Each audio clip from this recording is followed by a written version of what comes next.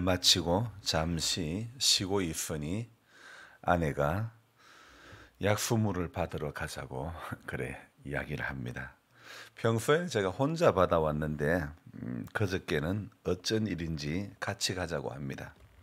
큰 물통으로 몇 개가 아닌 페트병 30개와 큰 물통 3개 이렇게 여러 통을 들고 가니 페트병이 많다 보니까 물 받기가 여간 성가신 게 아니죠. 그래서 아내가 같이 가자고 한 것이 얼마나 고마웠는지 모르겠습니다. 물 받으러 간 것은 몇 년 만에 같이 이렇게 가게 됐는데 물을 받고 와서 저녁을 먹고 쉬다 보니 그간 함께 했던 강아지들이 보이지 않는 거예요. 어디에 숨어 있는 것일까? 아무리 뒤져봐도 나오지가 않습니다. 저는 사실 동물 애호가도 아니고 강아지 없으면 죽고 못 사는 그런 사람도 아닙니다. 하지만 키우던 녀석들이 없어지니 허전함이 말할 수가 없었죠. 그래서 어제 새벽기도 마치고 가는 권사님에게 물었습니다. 그랬더니 우리 집 앞에서 놀고 있었는데 어떤 분들이 이쁘다고 그 사진도 찍고 뭐 그랬다고 말씀을 합니다. 제가 그때부터 추적을 하기 시작했는데 아무래도 벌초해로웠던 세 사람이 가지고 가는 그런 느낌이 들었습니다. 그래서 IP 카메라에 녹화된 그 청년의 사진을 보여주니 그 청년이 맞다고 합니다. 그래서 제가 경찰 지구대에 전화를 했습니다. 그러니 바로 또 여기를 온다고 하는 것이었습니다. 잠시 후에 교회 마당에 도착한 두 사람의 경찰들은 제가 말해주던 것을 받아 적고 정인이 될 만한 사람 전화번호를 묻습니다. 그리고 개가 놀았다는 우리 권사님 댁 앞쪽으로 이렇게 갔습니다. 그리고 한 20여 분, 30분이 채 안 됐을 시간이었는데 다시 교회 방향으로 올라가는 것을 보고 저는 이내 뒤따라 다시 올라왔습니다. 단서를 찾았다면서 경찰이 쪽지를 건네줍니다. 그 쪽지에는 이렇게 적혀 있습니다. 강아지를 데리고 있습니다. 혹여나 주인분이시라면 연락 주세요. 010 땡땡땡땡 이렇게 번호가 적혀 있는 것이었습니다. 통화를 해봤습니다. 서울 종로라고 합니다. 아이들을 시켜 찾아달라고 부탁을 했는데 생각해보니 그것도 쉽지가 않습니다. 두 마리를 데리고 있는다는 것 자체가 쉬운 일이 아니죠. 직장 생활하고 또 아기가 또 복중에 있고 그러다 보니까 쉬운 일이 아니었기 때문에 저는 하는 수 없이 KTX를 타고 강아지를 데리러 갔습니다. 청량리역에서 만난 강아지들은 저를 봐도 어리둥절한 그런 표정입니다. 집 나갔다가 개가 개고생한 건지 아니면 제게 미안했던 것인지 반가워하는 표정도 아니고 뭔가 좀 잘못했다는 표정에 그런 가까운 모습이었죠. 운전을 하다가 강아지들이 자기 차에 치일 뻔했다면서 자기 딴에는 주인을 찾아주려고 애를 쓰다가 수소문하다가 결국엔 못 찾으니 그대로 놔두고 가다간 누군가에게 치여서 또 어떤 큰일이 날지 않을까 아마 그런 생각을 했었는지 데리고 간 것 같습니다. 하루 만에 무슨 일이 일어났는지 이 바쁜 와중에 제가 또 편해질까 봐 벌초하러 온 사람들이 강아지를 데리고 서울까지 가고 그렇다고 또 목사가 성질을 낼 수도 없고 갈로 열고 아내에게는 잘 내면서 갈로 닫고 돌아오는 길에 이게 뭐 하는 것인가 하는 생각도 들었습니다. 강아지가 없으면 죽고 못 사는 사람이라면 울고 불고 난리가 났겠지만 저는 그렇진 않았습니다. 그러나 그래도 키운 정이 있었기 때문에 마음속에 허전함은 많았었죠. 사실 저는 강아지를 찾게 해달라고 기도하지 않았습니다. 제가 키우는 강아지들 어떤 키운 정이 있어서 찾기는 찾아야겠지만 잃어버린 개를 찾기 위해서 기도한다는 것은 좀 우스운 일이라고 생각을 했습니다. 하지만 잃어버린 강아지가 우리 성도님의 강아지라면 저는 기도해야 될 것이었죠. 저를 위해서 기도하는 것은 모양새가 나지 않지만 교인을 위해서 기도하는 것은 모양새가 날 것 같습니다. 여러분, 목사는 자기를 위해서 기도하는 것은 뭔가 부끄러운 것 같고 아닌 것 같고, 교인들을 위해서 기도할 때에, 다른 사람을 위해 기도할 때에 그렇게 기도하는 것이 맞다고 생각되어지기 때문입니다. 어제 일어난 일과 관련해서 느끼는 점이 있습니다. 바로 경찰의 태도였습니다. 이야기를 듣고 탐문을 하고, 탐문을 하는지 시작한 지 30분이 채 안 되는 시각에 저는 탐문에도 발견하지 못했던 그 메모지, 강아지를 데리고 가는 사람이 남긴 그 메모지를 발견했다는 것이죠. 지나고 보니 경찰은 경찰이 맞다는 생각이 듭니다. 마치 그 바둑을 뚫을 때에 내 집이 죽을까봐, 장기를 뚫을 때 내 기물이 죽을까봐 바로 앞에 수가 보이지 않는 바둑이나 장기를 직접 두는 당사자는 잘 보지 못했던, 그래서 곁에서 보고 있던 사람은 수가 더 잘 보이듯이, 훈수 두는 사람에게는 잘 보이듯이, 강아지를 잃어버린 제게는 안 보이던 메모지가 경찰에게는 보여졌다는 것, 그 메모지가 마치 훈수처럼 보여집니다. 저는 잃어버린 강아지가 팩트였고 경찰에게는 단서가 팩트였던 거죠. 같은 사건을 놓고 저와 경찰의 접근 방식이 달랐다는 거죠. 강아지 주인인 제겐 강아지가 먼저 보였던 것이고, 탐문을 하던 경찰에게는 단서가, 그에게는 이 강아지가 중요한 것이 아니고 단서가 더 중요했던 것이죠. 그래서 그들은 단서가 될 만한 것들을 찾았던 거죠.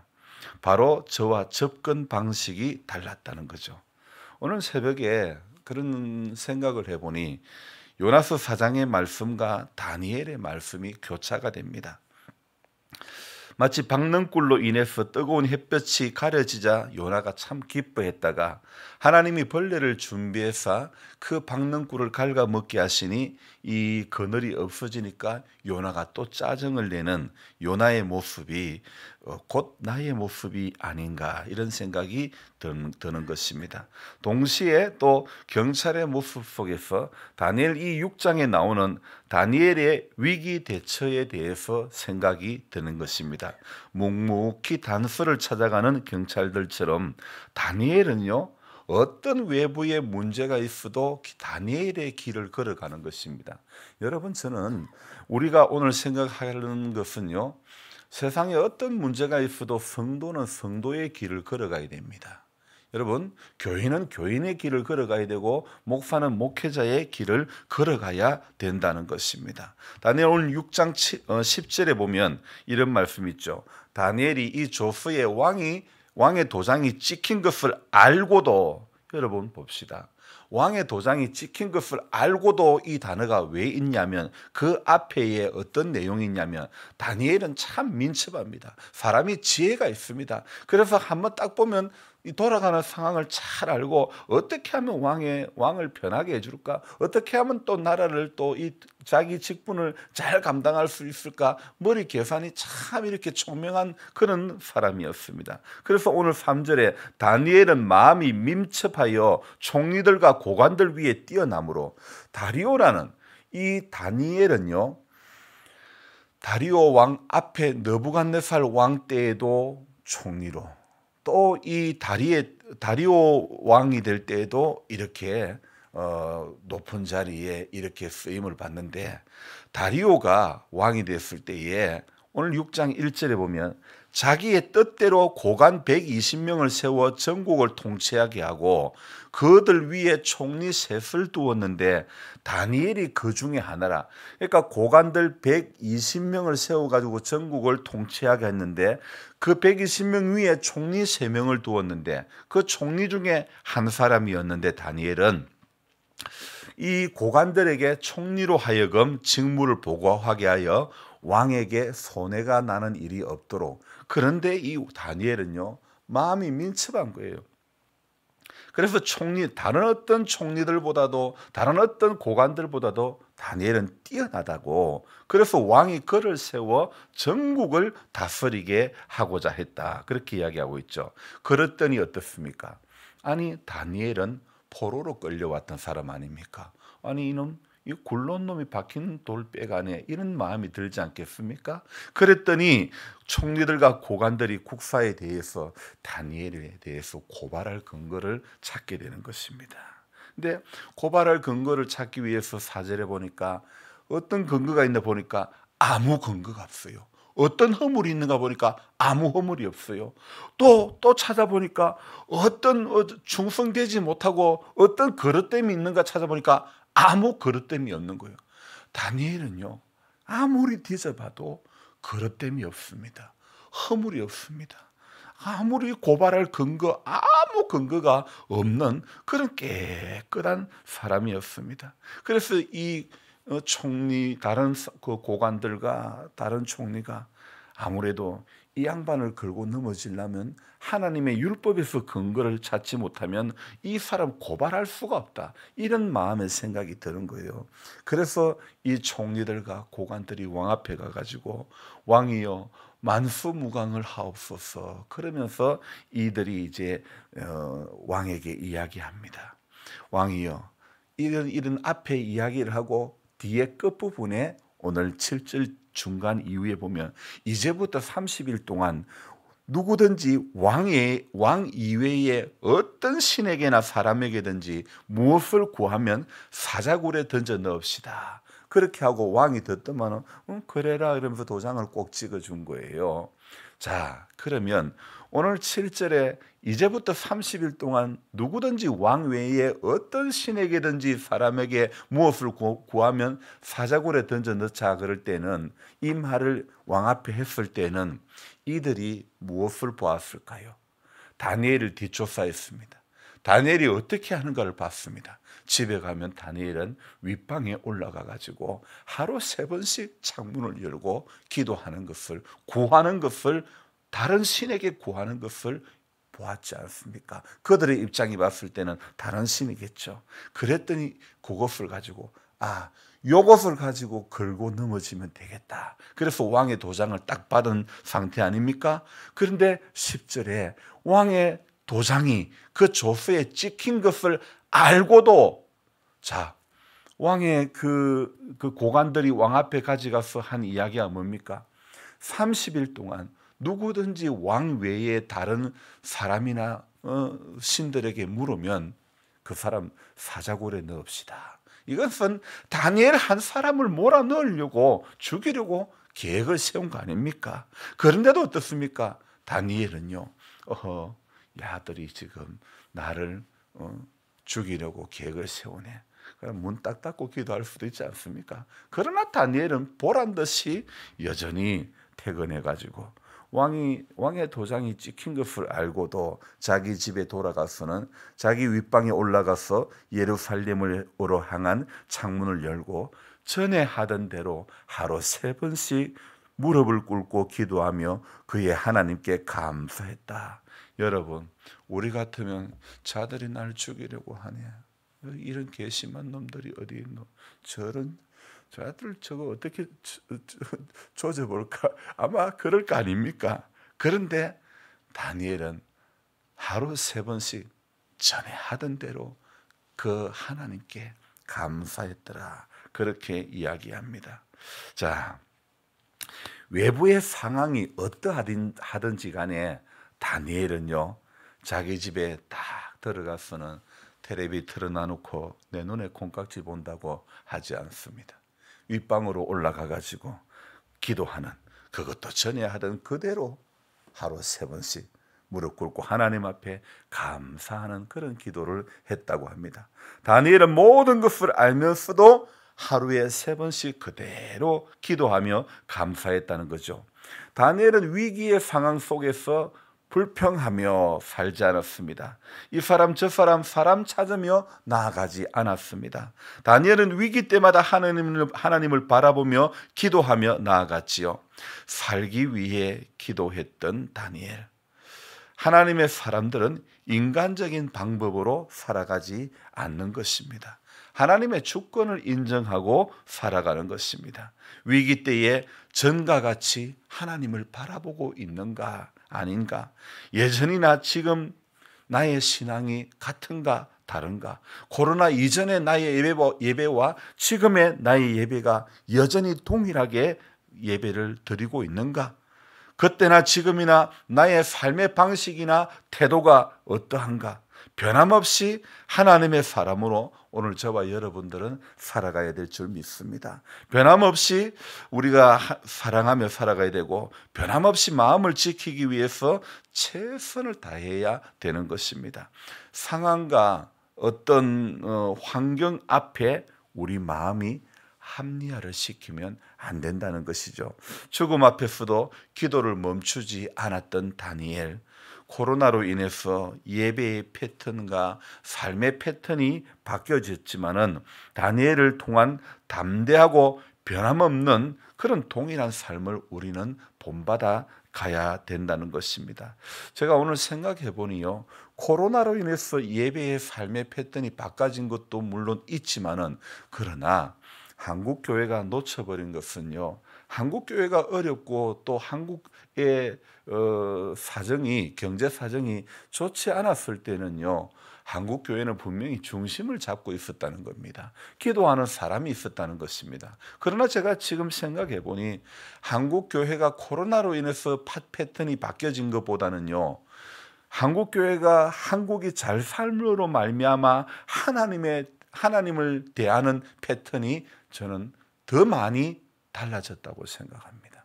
물론 그래도 코로나로 인해서 함께 모여서 드리는 예배가 잘 안 되어졌지만은, 또 그로 인해서 이것이 회복이 안 되는 교회도 많지만은, 그러나 제가 생각해 볼 때는요, 아무리 생각해 봐도 코로나로 인해서 무너졌던 예배보다는요, 한국이 잘 삶으로 말미암아 우리 속에 기름진 것으로 인해서 하나님 없이 다른 것으로 인해서 만족했던 그런 부분들이 더 많아지지 않았는가, 이런 생각을 해봅니다. 여러분, 우리는 다른 어떤 것보다도 하나님으로 인해서 만족할 줄 알았던 그 시절로 돌아가야 되는 겁니다. 기도하는 것만이 우리의 유일한, 정말 가장 귀한 시간, 내 기도하는 그 시간, 그때가 가장 귀하다. 우리 믿음의 선배들, 아니 우리 30년 전에 이런 찬송 부르면서 기도하는 것 얼마나 잘했습니까? 아니 우리 30년 전에 찬송 부르면서 얼마나 하나님 앞에 영광 돌렸습니까? 잠시 세상에 내가 살면서 항상 찬송 부르다가 날이 저물어 오라 하시면 영광 중에 나아가리. 힘이 들고 어려워도 날이 저물어 오라 하실 때에 영광 중에 나아갈 걸 생각하면서 이 땅에 그 어려웠던 시절들을 눈물 흘리며 기도하며 찬송하며 예배드리며 견뎌오지 않았습니까? 여러분, 오늘 상황과 환경에 따라 가지고 우리 자신을 합리화시키는 일은 더 이상 우리가 하지 않아야 되는 겁니다. 죽음 앞에서도 기도를 멈추지 않았던 다니엘, 우리는 그 다니엘을 오늘도 이 시대를 살아가는 그 다니엘의 삶을 저와 여러분들이 살아가야 된다는 것입니다. 아무리 조사해봐도 아무 근거가 없습니다. 아무 허물이 없습니다. 아무 그릇됨이 없습니다. 이건 무엇입니까? 오늘요, 우리 하나님을 믿는 성도가 세상 사람들이 볼 때 저 사람 아무 근거도 없고 아무 허물도 없고 아무 그릇됨도 없다. 참 믿는 사람들은 저렇게 해야 된다, 그렇게 생각했던 다니엘이 왜 왕 앞에 인정받습니까? 다니엘은요, 두 개의 나라와 4명의 왕을 섬겼던 그런 사람입니다. 포로 출신의 80대의 다니엘, 모든 인정과 전폭적인 지지를 받았던 사람입니다. 다니엘은 마음이 민첩했다. 다니엘의 안에 있는 성령께서 다니엘과 함께 했기 때문에 하나님의 영으로 충만했던 그런 사람이었죠. 오늘 경찰의 시각과 저의 시각이 다른 것처럼 창세기 13장이에요. 같은 집안의 사람이라도 롯의 생각이 다르고 삼촌 아브라함의 생각이 다르다는 것입니다. 동일한 상황에서 같이 목축을 하면서도요, 삼촌이 본 것하고 조카 롯이 본 게 다릅니다. 야야 조카야, 네가 우하면 나는 자하고 네가 자하면 나는 우할게. 조카 롯은 소돔과 고모라의 그 화려함을 보고 떠나고 말았습니다. 요단 동편의 좋은 땅을 보고 가고 말았지요. 그러나 선택은 아브라함의 선택이 옳았습니다. 조카야, 삼촌으로서 삼촌의 어떤 그 삼촌의 어떤 글발로 삼촌이 더 좋은 걸 먼저 선택할 수 있었겠지요. 그러나 삼촌 아브라함은 조카야, 네가 먼저 선택해라. 네가 자축하면 나는 우측할게. 네 목자나 내 목자나 서로 다투게 하지 말자. 여러분, 믿음의 사람들은요, 서로 다투게 하지 말자. 이 아브라함처럼 이런 마음을 우리가 가져야 되는 겁니다. 시각이 다른 겁니다. 여러분, 믿는 사람, 우리가 믿음을 가지고 살아간다는 것은 시각이 달라져야 되는 겁니다. 동일한 상황에서 같은 것을 보고도, 같은 것을 느끼고도, 경험하고도 롯이 다르고 아브라함이 다른 마음이었던 것. 여러분, 오늘 성령께서 주시는 그 마음, 성령께서 우리 가운데 깨닫게 해주시고 하나님의 일하심을 오늘도 저와 여러분들이 사모한다면요, 하나님께서 오늘도 내 삶 가운데 이 하루도 하나님께서 위로부터 부어주시는 능력이 우리 안에 있어야 되는 거예요. 여러분, 능력이 하루아침에 생기는 게 아닙니다. 변함없이 하나님과 동행할 때 하나님은 그 사람에게 큰 은혜와 능력을 부어주시는 것입니다. 여러분, 세상은요, 살아가는 데는요, 오늘 4절처럼 질투와 시기의 세력이 얼마나 가득한지 모릅니다. 다니엘은 80대 노인이고 그 사람을 자기들 위에 둔다고 하니 기가 막히고 어이없는 상황입니다. 다니엘을 총리로 인정하지 않으려고 하는 그런 마음들, 위 사람 자기 위에 두지 못하겠다는 거예요. 그러나 왕의 마음이 확고한 거예요. 왕의 마음이 다니엘에게 꼭 가 있는 거예요. 그러니까 여러분, 세상에 아무리 시기를 하고 질투해도 하나님의 마음이 어디에 있는가? 하나님의 마음이 오늘 우리의 마음이 하나님 앞에 흡족하면요, 우리의 상황이 어떠해도요, 그 사람이 어떤 문제, 어떤 어려움이 있어도요, 하나님이 그 사람 문제, 그 사람이 어려운 일 당하는 것 전부 커버해 주시는 줄로 믿습니다. 그래서 오늘 우리는 하나님이, 왕이 다니엘에게 전부 우리 되어 주니까 아무리 사람이 근거를 찾아봐도, 허물을 찾아봐도, 그릇됨이 있는가 봐도 이래 갖고는 이 사람을 못 잡아넣겠다 싶어서 율법을 가지고 근거를 만들어서 해보려고 했지만 그마저도 안 되는 겁니다. 자, 이것은요, 다니엘의 삶이 하나님 앞에 변함없는 모습으로 사람 앞에도 하나 어떤 그릇됨도 없고 허물도 없이, 여러분, 오늘 다니엘이 그렇게 살았기 때문에 왕 앞에 인정을 받는 거 아닙니까? 오늘 크리스찬의 위기가 무엇입니까? 우리가 거룩함을 잃어버린 거 아닙니까? 우리가 아무 근거, 아무 허물, 아무 그릇됨이 없는 인생이 아니라 우리는 허물이 너무 많은 사람입니다. 우리는 그릇됨이 너무 많은 사람이 아닙니까? 세상의 표준과 윤리와 도덕으로부터 깨끗해져야 될 하나님의 사람들 아닙니까? 믿을 만한 사람, 괜찮은 사람으로 우리는 다시 신뢰를 회복해야 되지 않겠습니까? 하나님께 인정받는 자는 세상에서도 인정받는 사람으로 살아가야 되는 것입니다.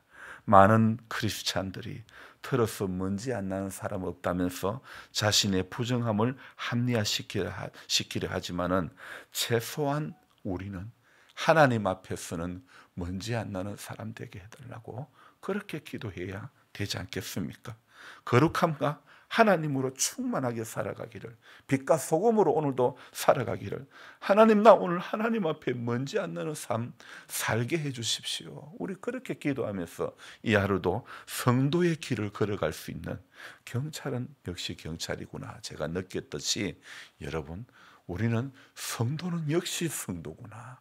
저는 여러분들에게 그래서 목사는 역시 목사구나. 이렇게 우리 모두가 서로에게 그렇게 비춰줄 수 있기를 주님의 이름으로 부탁드립니다. 기도하겠습니다. 하나님, 세상을 살아가면서 우리가 허물이 많고 그릇됨이 참 많습니다.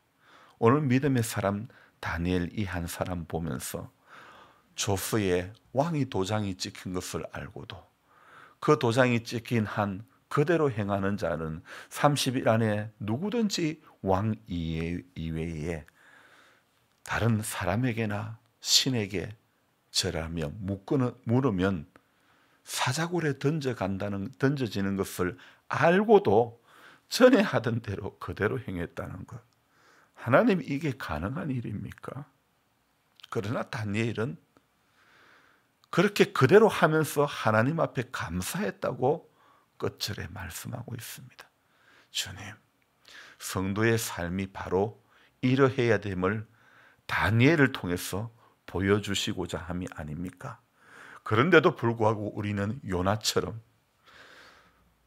박능굴로 인해서 기뻐했다가 박능굴이 말라버림에 짜증내고 불평하고 원망했던 그런 요나의 모습일 때가 얼마나 많은지 모릅니다. 하나님의 마음은 네가 심지도 않고 배양하지도 않고 네가 기르지도 않는 이 박능굴로 인해서 네 마음이 이렇는데 하물며 이 성읍 니느웨에는 좌우를 분변치 못하는 사람이 얼마나 많은데 우리 하나님의 마음은 니느웨에 죽어가는 백성들에게 있었습니다. 그러나 요나는 자기의 원수의 나라라는 것 때문에 그 사실 때문에 그 팩트 때문에 하나님의 마음을 알지 못했습니다. 나는 잃어버린 강아지를 찾는 것, 그 찾고 싶은 마음이 팩트였기 때문에 어떤 단서를 발견하지 못했지만은 그러나 경찰은 단서를 찾는 것이 경찰의 목적이었기 때문에 보는 시각이 달랐다는 것을 깨닫습니다. 하나님, 롯의 시각이 다르고 아브라함의 시각이 다르듯이 세상을 살아가면서 우리의 시각을 어디에 두어야 될지 다시 한번 깨닫게 해주시고 하나님, 다니엘이 갔던 그 길을 걸어가게 해주시고 상황이 그렇기 때문에 어쩔 수 없었다 핑계대지 않는 우리들 되도록 도와주옵소서. 하나님 앞에 최소한 먼지 안 나는 인생으로 마지막 살다가 가게 해 주시옵소서.